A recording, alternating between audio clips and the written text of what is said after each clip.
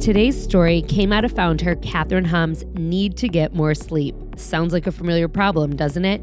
You'll have to listen to hear how she solved it. Kathrin Hamm is the founder and CEO of Bearaby. Before founding Bearaby, she was previously an economist with the World Bank, where she was chronically tired and never slept before starting the brand with her own retirement savings.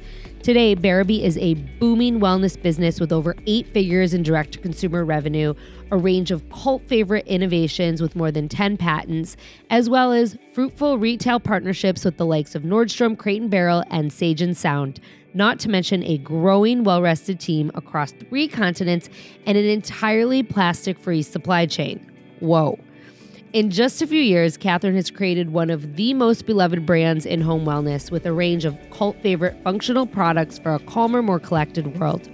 Bearaby exists at the intersection of wellness and home with an uncompromising approach to true sustainability from loom to lap. The company holds 10 patents, like I said, and owns a plastic-free supply chain in its entirety. In recent years, Bearaby has evolved beyond weighted blankets to introduce additional sustainable wellness products into the home. Please come on in and meet Kathrin Hamm. Welcome back to another episode of Dear Found Her. I'm really excited about today's guest. We haven't had a DTC product founder on for quite some time, and her story is remarkable. So Kathrin Hamm is here today. She is the founder and CEO of Bearaby. Welcome. I'm so excited that you're here. Thanks so much for having me. Excited to be here. And I cannot wait for you to share your story. So I'd love for you to start by telling us a little bit about your background and how you started Bearaby and what is Bearaby? Sure. So I'm Kathrin and I grew up in Germany originally. And I was always passionate about development and traveling and studied. I first did after college. So I graduated in Germany. And then after college, I started volunteering for a college in Afghanistan that brought education, long distance education to women. And I did that for some time and then also traveled to Kabul. And I realized I really loved doing that work, but it was like a small NGO. We didn't have a lot of funds. So at the end, our impact was limited. And I was thinking, how can I create more impact? And one thing that I was looking at is that point, if I work at one of these international organizations like the World Bank and really get into development work, that was one of my dreams. So I went to Columbia and studied Masters in Public Administration with a focus on economic development, and then started at the World Bank as an economist. So that was my first job, starting out in Washington.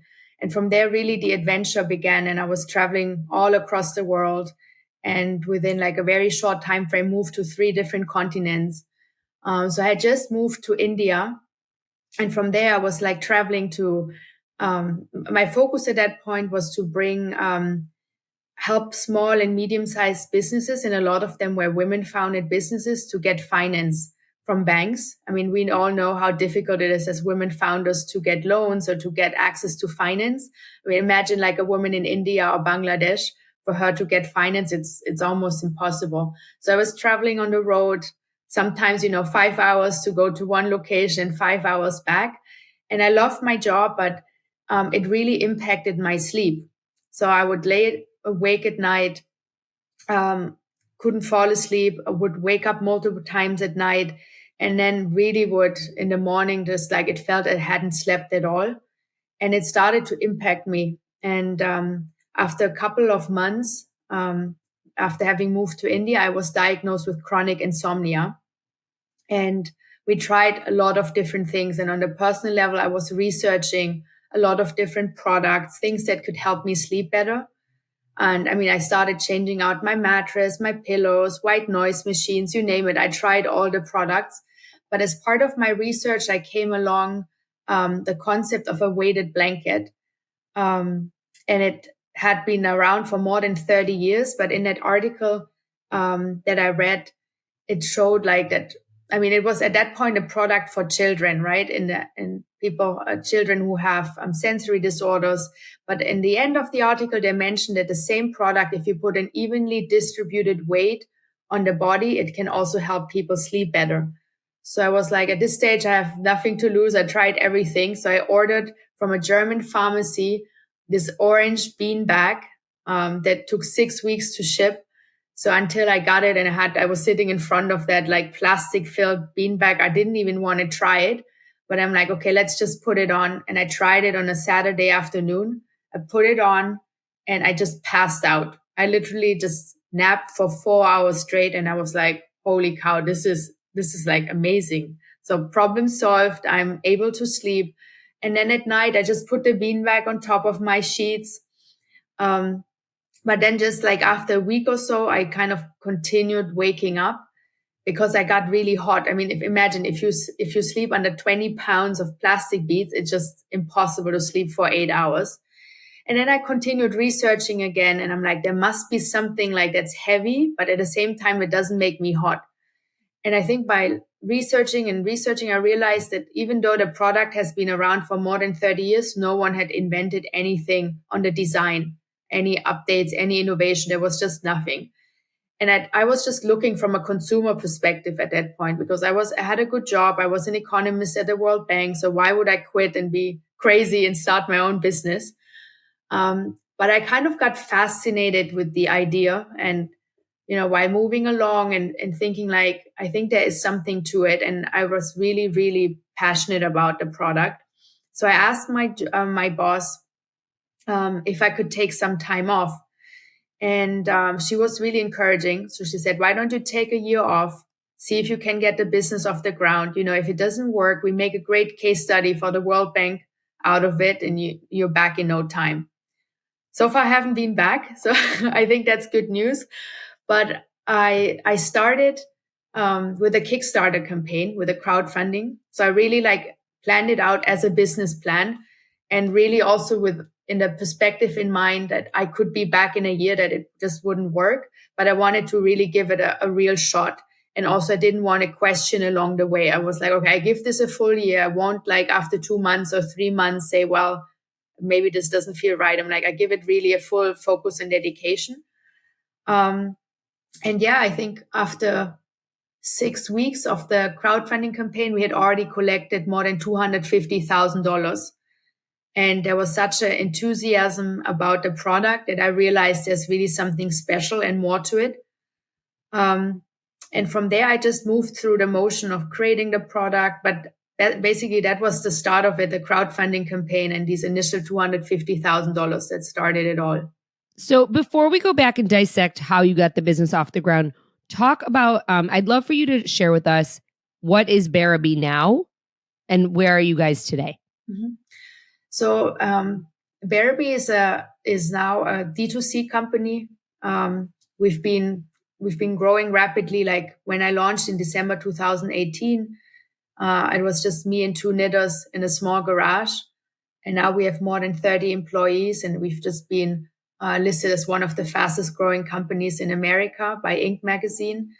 And you can find our products now in also retailers. We sell at Nordstrom, West Elm, Pottery Barn, and have, besides the weighted blanket, also build out additional products around it. But really being a sleep-centered brand, I'm just very passionate about helping people sleep naturally the way that I discovered the weighted blanket 7 years ago. So I love your story because, like so many female founders, you started a company out of necessity. And that is very common amongst many of the guests I have here and many of the women that I talk to regularly. Now, you obviously are very smart. You went to a very good college. You had a very good job when you first graduated. And I mean, you were an economist at the World Bank. But what did you really know about creating a product? And I think that right. And that is something that it's like, that takes on a whole new set of learnings. So you have this $250,000 from the Kickstarter. How did you know what to do next? And what did you do next? I mean, to answer your question, I knew nothing, right? I learned everything from scratch and I made a ton of mistakes, very costly mistakes. I mean, even with the Kickstarter campaign, that was my first hiccup when I gave $30,000 to someone who wanted to create video and marketing materials. And I basically shipped my first and only prototype to them. And after like knocking on their door, like 6 weeks later, I'm like, hey, how's the video coming along? I really want to launch now. They're like, oh, we need a bit more time. And I got like this horrible video back with the blanket with like mustard stains on it on a red leather couch. It was like, it was just the worst video ever. And it was the first moment where I'm like, okay, I'm just not cut out of it, because who am I? I didn't know marketing, right? I was an economist. So that was the first moment when I was just like, I should go back. And then I decided to enroll like another company with a much smaller budget to do a more scrappy video. But yeah, I had to like, I think for everything that I did in the first phase, like marketing, logistics, I made definitely like a mistake. Then I learned, started talking to people who were in the space. I think that was like one of the biggest lessons, instead of me kind of reaching out blindly to like people who are enlisting their services on Google, like talking to other founders who are like 6 months, 12 months ahead of me, say, how did you do that video? How did you do your marketing campaign? And then really getting these initial referrals, warm referrals, where people who have already worked with someone. And I think I learned that the hard way, to just, even on LinkedIn, reaching out cold to someone, a founder. And I think you will be surprised how willing people are in the female founder community, or in the founder community, to lend a helping hand and say like, well, we use this service. This is like my 2 cents of advice on how to get there. But yeah, I mean, I think is really like a lot of Googling, a lot of reaching out to people, building that network early on, because again, as a first time founder and someone who wasn't in that field before, I didn't have a lot of contact. So for someone to start thinking about the business, like think about like, who do you know and who you can reach out to, and build like that network early.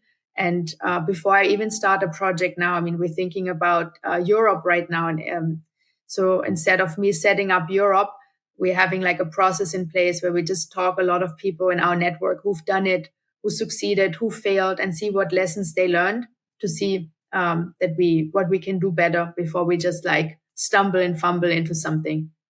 I couldn't agree with you more. I always say that female founders are the greatest group to tap into, because we've all been there, right? Like I have a client right now who's launching an apparel brand, and we're doing a photo shoot, and they were like, well, how are we going to get the models? And I said, we're going to ask other female founders who are in your demographic, because everyone is just willing to help. And I'm glad that you shared that. I think that that's a really important piece to share. But when was it that you were like, this is something? Like, how did you know, you're getting things off the ground, you have a Kickstarter, you have a product, like, when were you like, okay, like I'm not going to go back to the World Bank? I think the first point was like, I launched in December, and we had 800 blankets that we handmade in our small facility. And they sold out within just a couple of weeks. And then we had a huge wait list of people wanting the product, asking for it. And the feedback we also got, people loved it. People gave reviews. People sent like emails in how much the product has changed their lives. People said, I hadn't slept for years, and since like 2 or 3 nights is the first time I'm sleeping through the night. So I knew we had a really good product that solved the need.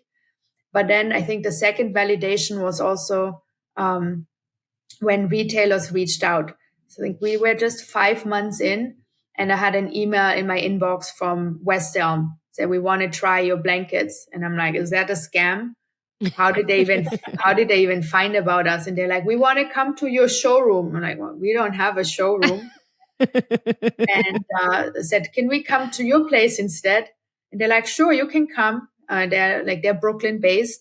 And then they said, like, we take like 3 blankets of this, 5 in this colors, 4 in this, like total of like 300 pounds that they selected on blankets. So our small team, we just put them on a small like hotel trolley that we had captured across the street, and we wheeled these blankets into West Ham. But they loved them, and they ordered for the first time. And I think that was the moment with the positive customer feedback, retailers being excited and wanted to take on a really small brand that had just launched, that we are onto something, and that I probably would be going back anytime soon. When you initially sold out, do you think were a lot of the customers from like the Kickstarter and the word of mouth from the Kickstarter? We definitely had our Kickstarter community that kept supporting us. So having that initial community and in our back, that was very helpful. But then also we had gifted product to editors. So we got a couple of articles also coming out that wrote about us. And I think then you get into this list where people are looking already for weighted blankets. And then suddenly you have a weighted blanket in the market that is just made of organic cotton, no plastic beads, that looks pretty. So we were hitting all the points also in the community where people already had weighted blankets that then upgraded to our product quite quickly. And you did something that I think is very smart. You said you had a wait list, and I always encourage my clients to get a wait list and to generate a wait list, because that's how you create demand. So how did you leverage that wait list for further growth? So, I mean, the wait list, we obviously have sent them emails. So I think it's important to keep people in the loop. So when you sign up, you get an email where we kind of also explain why are you even waiting? Because that's like people are impatient. People want to have the product right away, explaining we're a small business. The product is handmade, or we say we're knitting as fast as we can. So that builds a lot of like sympathy where people are like, okay, I can wait because it's a handmade product. And then from there, like, whenever we also have like something special around the brand, that these are the people who always get to know that first. So people who follow us in the community. We just, for example, for April Fools, created a very big 50-pound bear as an April Fool's joke. And so these would be always the first to know when there's a new product launch or there's something special. So keeping them in the know, keeping them also excited about who's behind the brand and telling our story. I think that has been really instrumental for us on building that community and having people excited about new products that we're launching, so that we actually like sell out on the new launches too, because people are excited. They know what's coming. They're first one to get access to usually a small batch that we're producing when we launch something new. So people who have been around here, for a long time and who are listening, would probably think that I'm paying you to say this, because anyone who knows me knows that I push community first and foremost over everything. And that when you have a community, a viable community that surrounds your brand, they are your biggest champions, and they're the ones who help your business to grow exponentially, even if it's a little slow at the start. But taking the time to actually cultivate that community, just as you just said, is so imperative. And I know just from the few short minutes that we've talked about this, I can tell that you also, in addition to leveraging the waitlist and that community, that you were very smart in terms of leveraging the user-generated content that you were getting from your community once they had the product. And so to me, it feels like a very natural turn of events that kind of just set things in motion for growth, because you were leveraging, with every step you have leveraged what you already have created. And so I would love for you to talk a little bit about that user generated content and community off the wait list, and how you've continued to use that to market and grow and build your business exponentially. Because I want to say, for those of you who didn't hear in the top or didn't read the show notes, Bearaby is an 8-figure business. And this was started from nothing. It's really remarkable. Thank you. No, definitely community. I couldn't agree more. It's our most important asset. And outside of like our email list, there's definitely social media, where people just like naturally like share content when they receive the unboxing experience. So we make sure that we ship everything plastic free, and our people who buy Bearaby are usually also very focused on sustainability. So that unboxing experience is something that we reshare, and we would create content around it where we also engage with people offline. So for example, out of our packaging, we have these upcycling workshops where we just rented spaces like, in Brooklyn, like small areas where we put small machine, like not knitting machines, sewing machines. And then we have content creators who come and we, for example, create a baguette bag or a tote bag out of our materials. So upcycling was a big one where we create like these offline communities where we engage with people. Now we've actually taken it to the next level where we partner with different wellness studios. So we just have something coming up in May with Remedy Place, which is a social wellness hub. And we have a partnership with different studios in New York and LA where people going through sound bath classes, breath work, and we would provide the weighted blankets and our weighted eye mask for people to try out. So, and then obviously our community would be the first one to know where like there are like activations and events where they can experience the brand offline in a different like way where they learn something where it's like, again, about nervous system regulation, stress regulation, and kind of extending our brand pillar along that way. Another thing was the partnerships that we're doing. I think for people to be excited is you cannot have like a gray blanket. It's like, okay, we have another gray blanket, another one. We really went very creative. For example, and during COVID, when everything was closed down, we partnered with a popsicle company and we had popsicle inspired weighted blankets in mango siesta, strawberry fruits. And we would send people like these beautiful, like ombre styled blankets with like matching popsicles, like a set to their homes where people couldn't go out in the summer. Everyone was stuck in their homes and just kind of creating these moments of delights and like knowing where people are at right now and getting them at like at where they're at right now. And that was like such a moment where we just got a lot of content around it. I think another one is humor. Usually like mental health and weighted blankets, you always see like these mental illness gray weighted blankets. And we really lean into kind of humor and having a conversation. So we're always big on April Fools, what I already mentioned about it, like creating a hedgehog blanket for April Fools and working with all these little hedgehog influencers to engage, like to create that content. And I think like having these moments that feel very authentic to who our customers are, but then like having them in different ways, like bringing something where people feel like seen and heard, but at the same time, it's engaging and entertaining. So you want to keep following the brand instead of like, another gray blanket that you've already seen 100,000 times.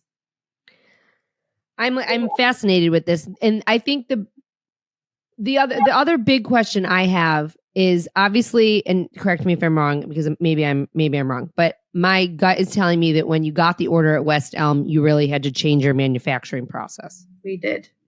And that's like kind of the elephant in the room right now, because I haven't asked you that yet. Like, how did you go from your two knitters to a place where you were able to fulfill these orders? You still work with West Elm, so I'm guessing it was a very successful, fruitful relationship. Mm-hmm.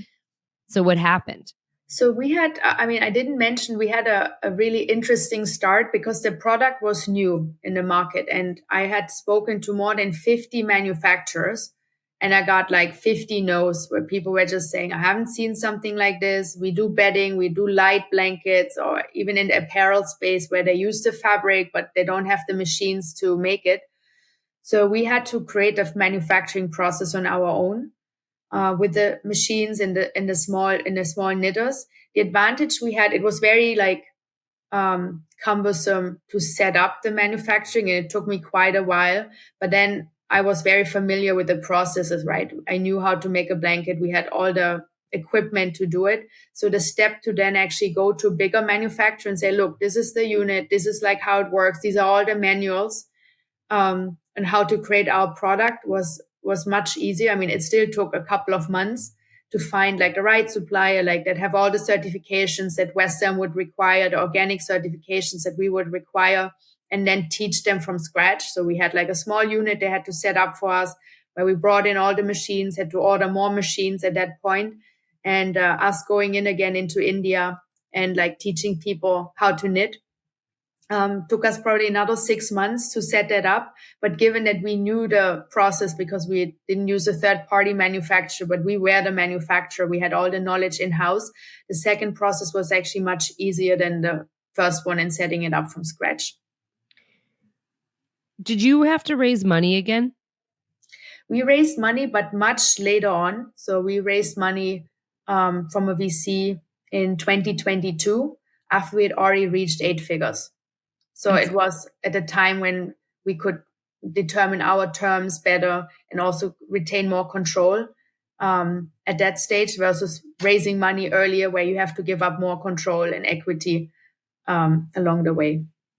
So you said something, you've said it a couple of times just about how you're not just obviously a normal blanket, and there is a lot of education that obviously comes around your products, because it's not just a blanket company anymore.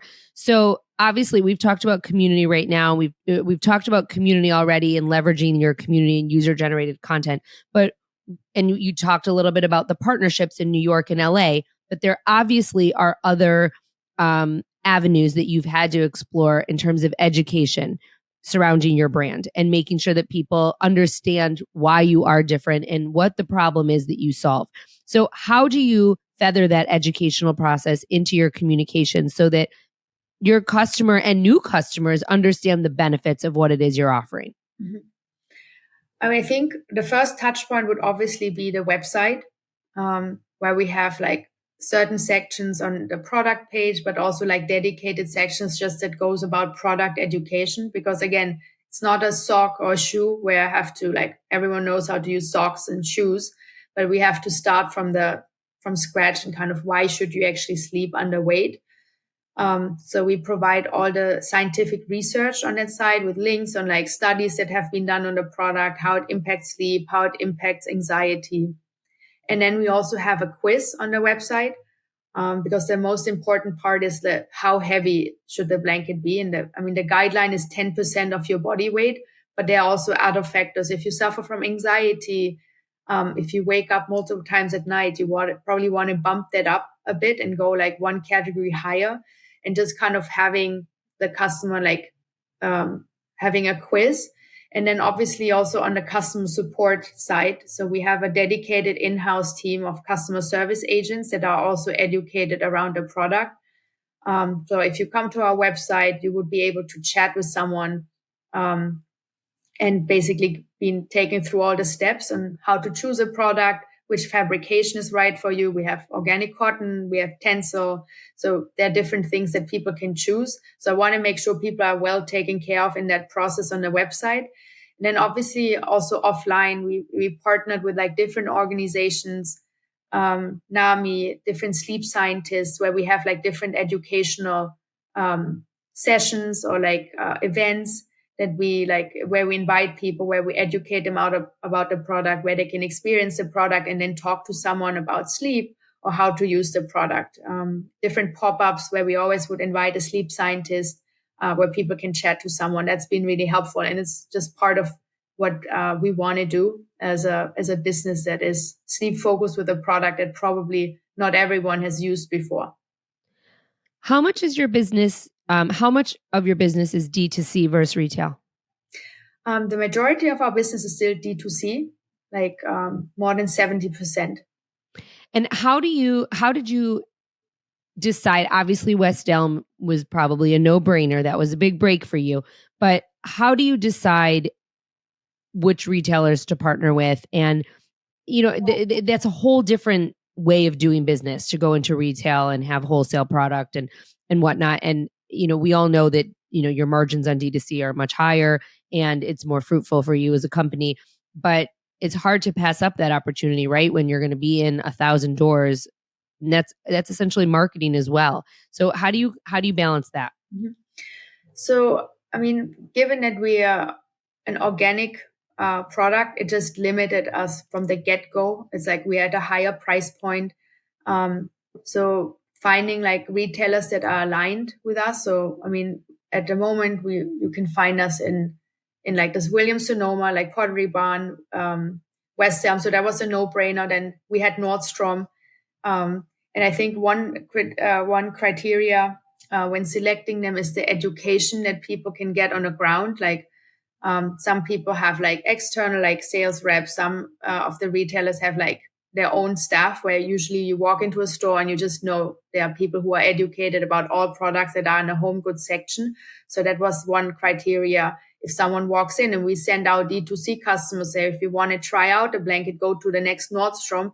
I want to know that people like they can get the questions answered actually, and they get, right product education also in that customer touch point. And with all the retailers that we picked, we knew that this would happen and the product would have a dedicated space. We would have the right signage that explains the weighted blankets and trained customer service. And obviously, we are in the more premium outlets like Saks. We're also launching in Bloomingdale's in May and Crate and Barrel. And do you find that the retail experience does help to lead to further experience on your website? I mean, obviously, a retailer has limited selection versus what they can get from you online. Yeah, no, we have a lot of, we track like post-purchase flows where we see, where did you hear about us? And we can clearly see that people like try out a product in a Nordstrom store, but then they want another color, they want another weight, and they come to our website, but they first heard about us at the retailer. So one of the things that you mentioned in the very beginning of this conversation were all the mistakes that you've made.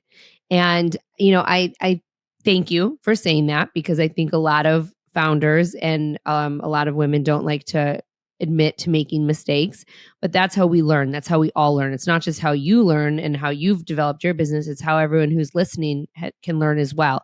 So you touched upon a couple of them, but I'd love for you to share like 2 or 3 big mistakes that you made and what you learned from them.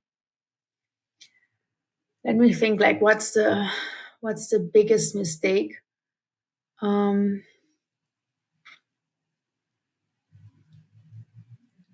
Things that people can also replicate. I think, like now looking back, we've been like a very long time on D2C. And I've actually been very selective and not expanding to Amazon and other touch points further.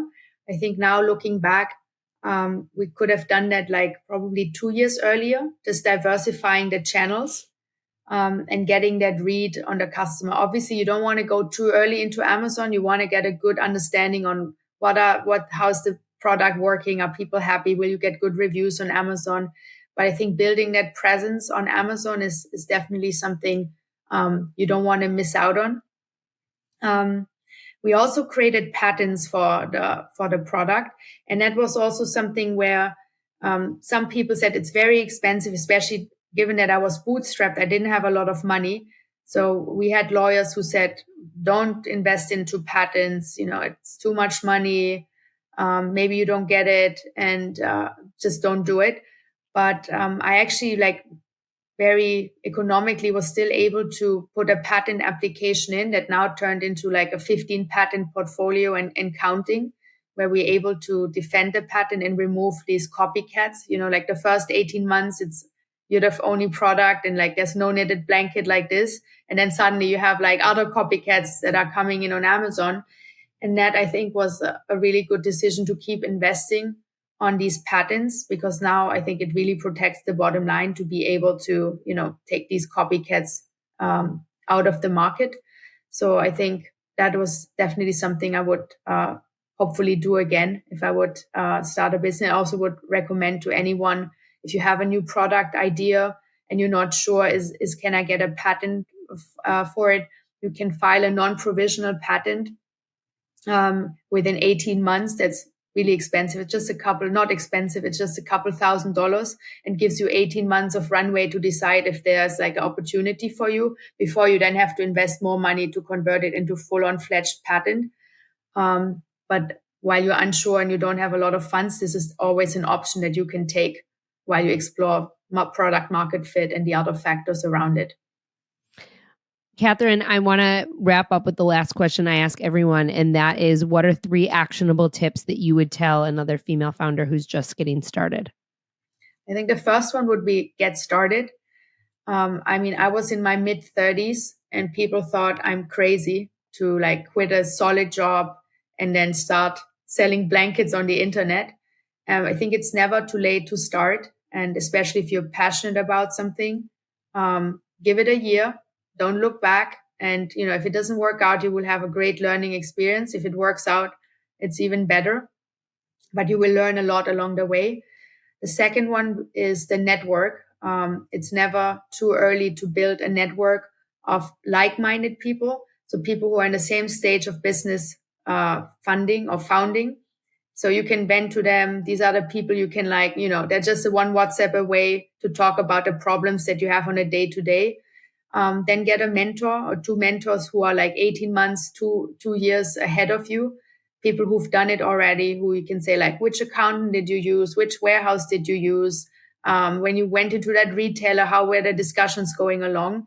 But then even already giving back in the early stages. So I love connecting with people who have smaller businesses who are just getting started.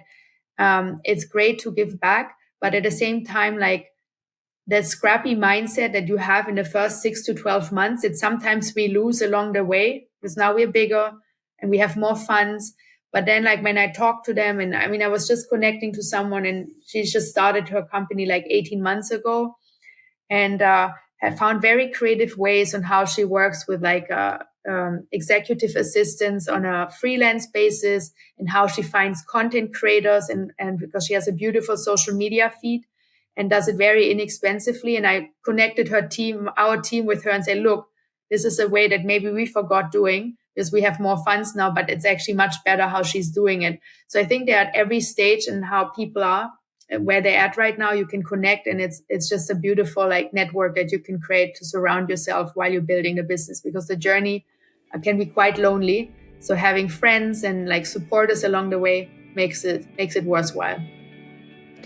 Kathrin Hamm, founder and CEO of Bearaby, thank you so much for being here and for sharing your story. I am so excited to continue to watch your journey. Really, what you've built is remarkable, and you should be so proud of yourself. Thank you so much. Thanks for having me. Of course. In case you missed it, we close out every single episode with our number one takeaway from today's conversation. Well, my takeaway from Kathrin is really to lean on the power of your community. You've heard me say this before. I always say your community is your number one asset. But hearing Kathrin's case study about doing this from the start really shows how a product-based business can leverage user-generated content and that of their community for growth. When you have a committed community, you can ask them to help promote your products, to tag you on social media posts, and so much more. So don't count your community out. They are your most powerful word-of-mouth marketers. I want to thank Kathrin so much for joining us today. This conversation was incredible. We've been getting so much love for season 3. You've all been so gracious with your time, leaving us some amazing reviews and 5-star ratings. If you liked today's conversation, I would love it if you left a 5-star rating and review so that others can find us. All you have to do is go to ratethispodcast.com/Dear Found Her or click the link in the show notes to leave a review wherever it is that you podcast. And if you know someone who we should meet, send them our Meet a Founder link, which is also in our show notes. We'll introduce them to our community on our social media and website later this year. But for now, thank you for listening and thank you for being here. Have a great week, and we will see you on Thursday.